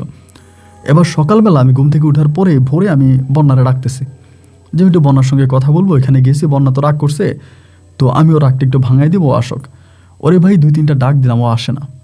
অনেকগুলো ডাক দিলাম, ভাবলাম যে মনে হয় রাগ করছে, মানুষ মনে হয় রাগ করছে, ওই জন্য আসে না। এরপরে হইলো কি, আবার রুগী আসতেছে, আমি আবার রুগীদেরকে ওই কাঠি পরা দিতেছি। এবার প্রায় 2-3 দিন কেটে গেল, বন্যার আমার কাছে আসে না, আমি আর ওকে দেখি না। না দেখার পরে আমার ভিতর তখন মনে হলো যে কী ব্যাপার, আমি ওরা দেখলাম না কেন? কাপাসির বাড়িতে যাওয়ার পর থেকে আর আমার কাছে আসে না, তার মানে আমি কাপাসির বাড়িতে গেছি, ও রাগ করছে, রাগ করে চলে গেছে। কাঁদে ওর কাছে, আমি কাঁদে যে বন্যা তুমি চলে আসো, আমার ভুল হয়েছে, আচ্ছা আমি তো তোমার কথার বাইরে আর কোথাও যাবো না, কিছু করবো না, আমার অপরাধ হয়েছে, বন্যা তুমি চলে আসো। অনেকভাবে ওরা আমি বুঝাইতাম যে তুমি চলে আসো, আমার অন্যায়, আমার অপরাধ, আমি স্বীকার করলাম, আমার ভুল হয়েছে, কাপাসির বাড়িতে যাও, আমি ঠিক করি নাই, তুমি চলে আসো। যতভাবেই তারে বললাম, যেভাবেই তারে বললাম, শেষ পর্যন্ত সে একটা কথাই বললো, সে আসবে। সে আসবেন, মানে আমার সামনে সে আসেন, আমি তারে দেখিও না। না দেখার পরে অনেকগুলো দিন কেটে গেল, এবং এরপরে যেটা হইতেছে, আমি যে কাঠি পরা দিতেছি মানুষকেই, ওই যে শিকড়টা পরাই দিতেছি, এতে কোনো কাজ হইতেছে না। আগে ধরেন আপনি যারাই দিতাম উপকার হইতো, মানুষ আসতো। ইদানিং ধরে আমার এখানে মানুষ কমে যাচ্ছে, মানুষ আসেই না। কেন আসে না? এখন যারা খাচ্ছে তাদের কোনো কাজ হচ্ছে না। আগে সবার কাজ হইতো, পানি আমার কাছ থেকে নিয়ে যেত, যা খাইতো সাথে সাথে কাজ হতো, কিন্তু এখন আর কাজ হয় না। একে তো মানুষ বলতেছে, রিপোর্ট করতেছে যে তাদের কাজ হয় না, তাদের অভিযোগ, এবং দ্বিতীয়ত বন্যা আর আমার কাছে আসে না। এই দুটো জিনিস মিলে তখন আমার কাছে মনে হয় যে আমার সঙ্গে মনে হয় কাপাসি কবিরাজের বাড়িতে কিছু একটা হয়েছে, নয় সাপের কথাটা মনে হয়েছে। কি এমন সাপ উনি আমাকে দেখালেন, আমি দেখার পরে জ্ঞান হারিয়ে ফেললাম। আমি তখন এই কাপাসি কবিরাজের বাড়িতে গেছি আবার এই 2 দিন পরে, মানে আপনার ওই ঘটনার পরে। যাওয়ার পরে আমি বললাম যে হুজুর আমার সঙ্গে এরকম একটা ঘটনা ঘটলো, এর কারণটা কি? উনি আমাকে বলে না বাজান, আমি তো এই বিষয়ে কিছু বলতে পারি না, এইটা একটা জাদুকরি সাপ তোমারে দেখাইলাম, ওইটা কোনো মতো একটা জিন সাপ ছিল, তুমি দেখে জ্ঞান হারায় ফেলছো। তা আমি আসলে খেয়াল করতেছিলাম যে তুমি কতটা স্ট্রং কবিরাজি লাইনে, দেখলাম যে না তুমি খুব দুর্বল, এটা একটা জিন সাপ ছিল মূলত।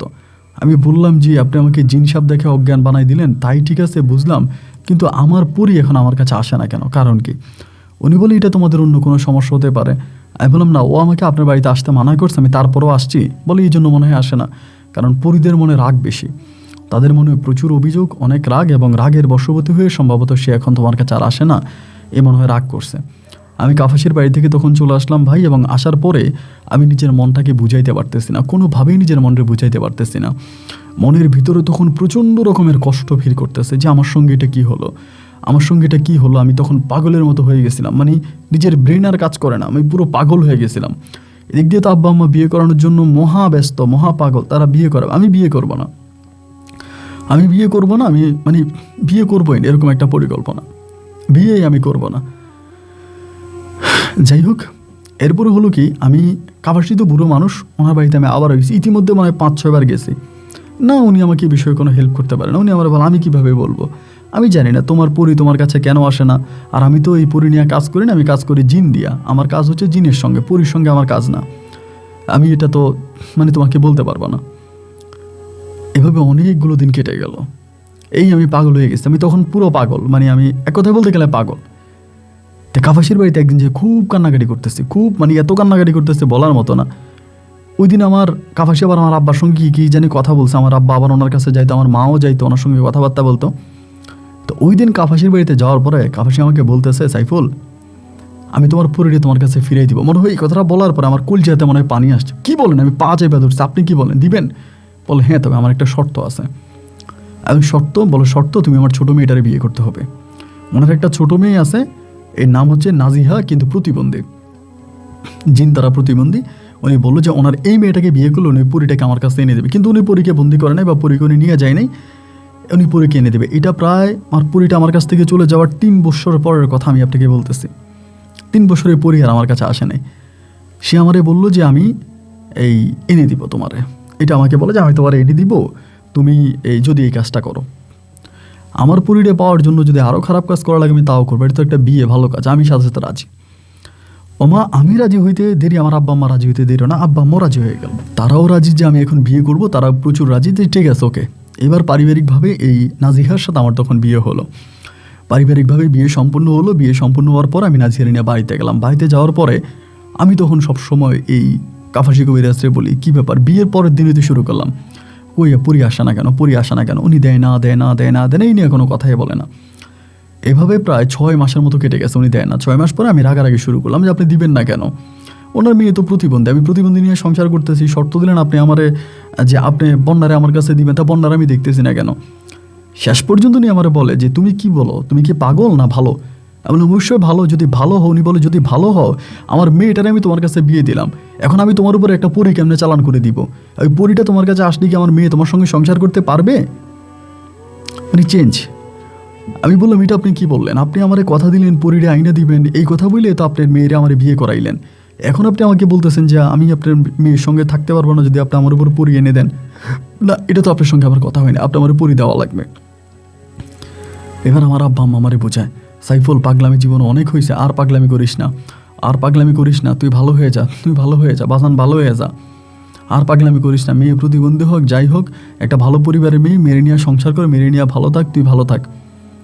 আমি আমার আব্বারে বলছি যে না আব্বা, আমার সঙ্গে চিটিং করা হয়েছে, আমার সঙ্গে কথা দিয়েছে একটা, ওনারা কাজ করছে আর একটা, আমার যেই কথা দিয়েছে সেই কাজ তারা করে নাই, আমার সঙ্গে দেওয়া কথার কাজ তারা করে নাই, তারা কথার বরখেলাপ করছে, ওরা কথার বরখেলাপ করছে, আমার দেওয়া কথা তারা রাখে না, এটা আমি করতে পারবো না, আমার পক্ষে এটা করা সম্ভব না। আমার আব্বা তখন আমারে বলতেছে, সাইফুলে বাজান ভালো পাগলামি করিস না, তুই একটু বুঝ। আমার আব্বা আমারে বুঝাইতেছে, আমি আব্বার কোনো বুঝ আমার মাথায় ঢুকাই দিয়েছে না যে না, কেন আমার সঙ্গে বেইমানি করা হলো। আমার কথা হলো যে আমার সঙ্গে কেন বেইমানি করলো, আমার সঙ্গে কেন চিটিং করলো। আমি তো বলছি যে আমি ওনার মেয়ের বিয়ে করবো, বিনিময়ে উনি আমার কাছে বন্যারে এনে দেবে, বন্যারে দিচ্ছে না কেন। এইভাবে আরও 2 বছর কেটে গেছে, না এবার 6 বছরের মাথা, ওনার মেয়ের সঙ্গে আমার টানা 6 বছর সম্পর্ক। অনেকেই বলে যে আমার বন্যাকে নাকি উনি ওনার শরীরে বন্দি করে রাখছে, ওনার সঙ্গে যে অনেক মানে ভক্তবিন্দুরা থাকে, ওনার ওই চেলাপেলা যাদেরকে বলে, এরা অনেকেই বলে যে কাফাসি কবিরাজ তার শরীরে বন্যারে বন্দি করে রাখছে, ওনার এগুলো বলতো। তো আমি ওনার শরীর থেকে বন্যারে বের করবো কেন, আমি তো আর বের করতে পারি না। এবার হলো কি, প্রায় 6 বছর সংসার করছে, 6 বছর পরে রাতের বেলায় আমি সিদ্ধান্ত নিলাম, কাফাসি আমার সাথে যেমন বেইমানি করছে আমিও সেম বেইমানি করবো। তার মেয়েটা একটু অসুস্থ, মানে নাজিহা একটু অসুস্থ। আমি ভাবলাম যেহেতু অসুস্থ, এই সুযোগে আমি বালিশ চাপা দিয়ে নাজিহারে মাইরা ফেলবো। এটা চিন্তা করলাম যে বালিশ চাপা দিয়ে আমি নাজিহারে মাইরা ফেলবো। এটা ভাববে আমি তখন রাতের বেলায় শুইয়া ভাবতেছি যে ওরে আমি রাতের বেলায় বালিশটা চাপা দিয়া মাইরা ফেলাবো। যেহেতু আমার সাথে বেইমানি করছে ওর বাপে, ও প্রতিশোধটা আমি ওর উপরেই নিব। দেখি এরপরে কি হয়। আমি তো বন্যাকে পাওয়াই লাগবে, তো বন্যার জন্য পাগলামি করতেছি। এবার রাতের বেলা আমি শুইছি যে মেরে ফেলবো, এটা বলে শুইলাম। শোয়ার পরে যেটা হয়েছে, আমি কিন্তু ঘুমাবো না, আমি চাইতেছি নাজিহা ঘুমাইয়া যাক। নাজিহা ঘুমাই গেলে আমি বালিশ দিয়ে চাপ দিব। কিন্তু নাজিহা ঘুমানোর আগে আমার ঘুমটা ভেঙে, মানে আমার ঘুম চলে আসছে। তো ঘুম চলে আসছে, হঠাৎ করে খুব ঠান্ডা লাগতেছে, মানে প্রচণ্ড রকমের ঠান্ডা। এত ঠান্ডা যে আমি মানে ঠান্ডায় জমে যাচ্ছি। পরে চিন্তা করলাম খাতাটা কই, মানে কাঁথাটা পা দিয়ে দিতেছি, কাঁথা পায়ে পাচ্ছি না। পরে আমি উঠছি, মানে শোয়া থেকে একটু উঠলাম, উঠে দেখি যে কি ভাই, আমি তো আমার ঘরে নাই। আমি একটা উঁচা পাহাড়ের উপরে, মানে বিশাল এক পাহাড়ের চারপাশটা আপনার খালি, অনেকটা ডিমের মতো। মানে এটা থেকে নামার কোনো সুযোগ নেই। মানে পাহাড়টা বিশাল একটা পাহাড়, আমি পাহাড়ের মাঝখানে শুয়ে আছি, চারপাশটা পুরো খালি, মনে হয় যেন পৃথিবীর উপর একটা পাহাড়, এরকম একটা অবস্থা। আমি উঠে দিলাম চিৎকার, আর আমি চিৎকার দিতে আছি, চারপাশে শুধু আকাশ দেখতেছি আমি, রাত তো অন্ধকার, শুধু আকাশ দেখতেছি, আমি কিছু দেখি না। ওয়াল্লাহ এটা কি, ওয়াল্লাহ আমি এটা কোন জায়গায় আসলাম। আমি চিৎকার করতে শুরু করলাম, ভাই চিৎকার করতেছি না, কেউ এখানে নাই। আমি সকালও হয় না, মানে সূর্য যেখানে, মানে চাঁদ যেখানে আছে এখানে, তারা যেখানে আছে এখানে, তারার মানে দিন পেরিয়ে, মানে রাত পেরিয়ে তো দিন হওয়ার কথা, দিন আর হয় না। আমার পেটে প্রচুর খিদা লাগছে, মানে খিদা যে লাগছে, আমার মনে হয় যে খিদায় আমি পাহাড়ের মাটি খেয়ে ফেলবো, পাহাড়ের পাতালতা খেয়ে ফেলবো। আমি তখন করলাম কি, যে উপরে ঘাস আছে, আবার ঘাস আছে, আমি মানে আপনি ঘাস খাইতেছি, মাটি চাবাইতেছি। এভাবে কত ঘন্টা কত দিন কেটে গেছে, আমার কোনো হিসাব নাই। ওখানের মধ্যে আমি বন্দি, আমি নামতেও পারি, এটা থেকে নামার কোনো সুযোগ নাই। আমি নিচেও আকাশ দেখি, উপরেও আকাশ দেখি, ডাইনেও আকাশ, বামেও আকাশ, শুধু এটা একটা গোল একটা ইয়ের মতো আছে, আমি ওইটার উপরে তখন বসে আছি, ওই জায়গার মধ্যে আমি আছি। পরে আর পেটের খিদায় পারতেছি না, পেটের খিদায় তখন আমার, মানে পেটের খিদা বিশাল অবস্থা, মানে খুব খারাপ অবস্থা পেটের খিদা, আমি সহ্য করতে পারতেছি না। মনে হলো যেন আমি মারা যাব, মানে আমার যেটা মনে হলো যে আমি বাঁচবো না, আমি মারা যাব, আমি মনে হয় জীবনের শেষ স্টেপে চলে আসছে। তো এখন এখান থেকে আমার কে বাঁচাবে? তো বাঁচানোর তো কোনো মানুষ না, আমি তো বন্যারাও ডাকি, সবাই ডাকি, একটা মানুষ। তখন আমার এত পানির পিপাসা পাইছে ভাই, বলে বোঝাতে পারবো না। মনে হলো যেন আমার কলিজাটা পর্যন্ত শুকিয়ে গেছে, আমার যেটা কলিজাটা মনে শুকিয়ে গেছে। আমি আর নিতে পারতেছিলাম না, নিতে না পারে আমি তখন চিন্তা করলাম যে এমনিও মরণ সেমনিও মরণ, আমি দিব, পাহাড় থেকে ঝাঁপ দিব। যেহেতু আমি দেখতেছি নিচেও আর একটা আকাশ, উপরেও একটা আকাশ, আমি ঝাঁপ দিয়ে জেনে যাবো না, এখানে থাকে কি মরে যাব। আর পানির জন্য আমি পারতেছি না যে নিজের রক্ত নিজে খাবে, এমন একটা অবস্থা। এগুলো আমি তখন ভাই পাহাড় থেকে দিলাম লাফ, আল্লাহু আকবার বলে লাফ দিছি। লাফ দেওয়ার পরেই হঠাৎ করে আমি মনে হয় যেন আমি একটা জায়গায় পড়ছি, পড়ার পরে আমি লাফ দিয়ে বসে আমি দেখি যে আমি ঘরে আমার চিৎকারের সাথে আমার বউ উঠে গেছে, না যে উঠে বলে কি হয়েছে, আমি ঘরের মধ্যে, কিন্তু আমার খাটে। আজকে আমার যেটা মনে হলো যে আমার মনে হয় আমার 1 সপ্তাহ 15 দিন কেটে গেছে ওইখানে, কিন্তু আমি খাটে। তাহলে আমি চিন্তা করতেছি, মনে আমার স্বপ্নে দেখছি, মানে এটা আমার জন্য মনে হয় যেন একটা স্বপ্ন ছিল, এটা মনে হয়েছে স্বপ্ন। মনে হওয়ার পরে এদিকে তখন সকাল হয়ে গেছে, হঠাৎ করে নাজিয়ার বাড়ি থেকে খবর আসছে, আপনার কাফাসি কবিরাজের অবস্থা খারাপ, উনি মারা যাইতেছে, অবস্থা খুব খারাপ, এটা খবর আসছে। আসার পরে তাড়াতাড়ি নাজিয়া তখন রওনা দিছে, আমার আব্বা রওনা দিছে, সবাই রওনা দিলাম যে কাফাসি কবিরাজের বাড়িতে, উনি মারা যাইতেছে, এই হিসাবে উনি অবস্থা খুব খারাপ। খাটের মধ্যে ওনাকে শোয়াই রাখছে, যাই দেখতেছি এই জায়গার মধ্যে যে দেখি ভাই সবাই বসে আছে, আমি বসে আছি, আমার বাবা মা নাজিহা, ওরা ওনার ভক্তবৃন্দ যারা আছে সবাই বসে আছে। এমন সময় আমি দেখলাম কি, ওনার মাথার পাশে একটা সাপ বসে আছে। উনি যেখানে বসে আছে, ওনার মাথার পাশে একটা সাপ এরকম পোনা ধরে বসে আছে। তো সাপটা বসে দেখে আমার হঠাৎ সে কথাটা মনে হলো যে প্রথম দিন যেদিন আমি তার বাড়িতে আসছিলাম, একটা সাপের দিকে তাকানোর পরে আমি অজ্ঞান হয়ে যাই, তখনকার পর থেকে আমি আর বন্যারে দেখতে পাই না। তার মানে এই সাপের সঙ্গে কিছু না কিছু আছে। এই সাপটারে আমি তখন এখানে মুট করে ধরলাম, সাপটারে মুট করে ধইরাই আমি বাইরে গেছি, ওনার বাড়ি থেকে বাইরে গেছি, মানে বাড়ি থেকে বাইরে অনেক দূরের একটা জায়গায় আসার পর আমি সাপটার এখানে রাখলাম। আমি জানি আপনি বিশ্বাস করবেন কি না, এটা আপনার ইচ্ছা। আমি আল্লাহকে সাক্ষী করবো, আমি মিথ্যে বলতেছেন। আমি সাপটার এখানে রাখছি এবং সাপটারে রাখার 2 সেকেন্ডের মধ্যে মনে হয় আমি দেখলাম নাজিয়া আমার সামনে বসে আছে এবং বসে অঝরে কান্না করতেছে। অঝরে কান্না করতেছে এবং তার কান্না আমি সহ্য করতে পারতেছিলাম না। আমার ভিতরটা ফেটে যাইতেছিল, এভাবে কেন কান্না করতেছে, কেন কান্না করতেছে আমি এটা বুঝতে পারতেছিলাম না। আমি বলি যে কান্না কেন করতেছ? আমাকে বলে মানুষ জাতি বড় খারাপ জাতি। আমার আত্মীয় স্বজন, আমার পরিবার পরিজন আমাকে বলছিল কোনো মানুষ জাতির সঙ্গে যাতে না মিশি। এরপরেও আমি কঠিন প্রার্থনা করে মানুষের সমাজে এসেছি, মানুষের কাছে এসেছি, কঠিন প্রার্থনা করে এসেছি, আল্লাহ আমাকে মাফ করুক, আমি এই মানুষ জাতির মাঝে থাকবো না। এটা বলে সে জাস্ট এখান থেকে উড়াল দিল আর কি। উড়াল দিল বলতে সে চলে গেছে। সেও চলে গেছে আর পিছন দিয়ে চিৎকার পড়ছে যে কাপাসি কবিরাজ মারা গেছে। আমি এখানে আর না দাঁড়ায় থেকে দৌড়ে এখানে আসলাম, এসে দেখি উনি মারা গেছে। ওনারা দাফন কাফন করলাম, সব কিছু করলাম, আর আমি বন্যারে দেখলাম না। তো এখন আমার বর্তমান বয়স প্রায় শেষ বয়সে এসে দাঁড়াইছি। আমি আর বন্যাকে এই পর্যন্ত দেখি নাই, বন্যার আমার কাছে আসেও নাই। অনেক কবিরাজের কাছে গেছি, অনেক হুজুরের কাছে গিয়ে অনেকভাবে ওকে পাওয়ার চেষ্টা করছে, আসে নাই। পরে নাজিহার সঙ্গে সংসার করলাম, শেষ বয়সে আমার একটা ছেলে হইল। আপনার দোয়ায় ছেলেটারে বড় করছি, মাওলানা টাইপের পড়াশোনা করাইতেছে, এখনও পড়তেছে। তে আমার এই নিত্যদিনের সঙ্গী আপনার গল্পগুলো, বাবা মা সবাই মারা গেল, বড় বোন মারা গেল, আমি অদম বাইচে আছি, আপনার গল্পগুলো শুনে ভালো লাগে। তা আমার এই গল্পটা আমি অনেকবার আপনাদের চিটংয়ে রেডিও টুডে বলে একটা অনুষ্ঠান হয়, সেখানে আমি বলছিলাম অনেকবার। তো আজকে আবার আপনাকে বললাম, যদি পারেন আপনি আমার গল্পটা রেকর্ড করবেন। আমার নাম সাইফুল ইসলাম, আমার বাড়ি এটা। যদি পারেন আপনি আমার গল্পটা রেকর্ড করবেন, আপনার জন্য দোয়া ভালোবাসা রইল। আসসালামু আলাইকুম রহমতুল্লাহি ওয়া বারাকাতুহু।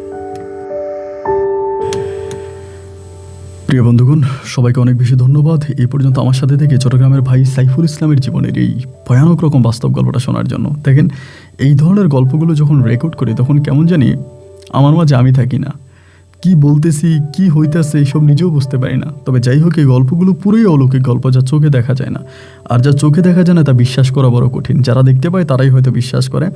সাইফুল ইসলাম উনি একজন নামকরা কবিরাজ ছিলেন চিটংয়ের, তথা এখনও সবাই ওনাকে অনেক সম্মান করে। তিনি এখনও অনেক সম্ভ্রান্ত পরিবারের মানুষ, অনেক ধন সম্পদওয়ালা মানুষ। ওনার ছেলে এবং ছেলের জন্য দোয়া চাইছে, ছেলে কোরআনে হাফিজের লাইনে পড়তেছে, তার ছেলের জন্য হাফিজ হয়, সবার কাছে দোয়া চাইছে। সে তার ওয়াইফ নাজিহার সঙ্গে ভালো আছে এবং তার জীবনে ঘটে যাওয়া ঘটনাগুলো সে আমার সঙ্গে শেয়ার করেছে এবং সেটা আমি আপনাদেরকে শুনিয়েছি। আপনারা আপনাদের মতো করে একটা কমেন্ট সাইফুল ইসলামের জন্য করবেন এবং তিনি আপনাদের কমেন্টগুলো দেখে হয়তো সন্তুষ্ট হবে। বন্ধুরা, এখানেই বিদায়, দেখা হবে নতুন দিন নতুন কোনো ভিডিওতে। আল্লাহ হাফেজ অ্যান্ড আসসালামু আলাইকুম।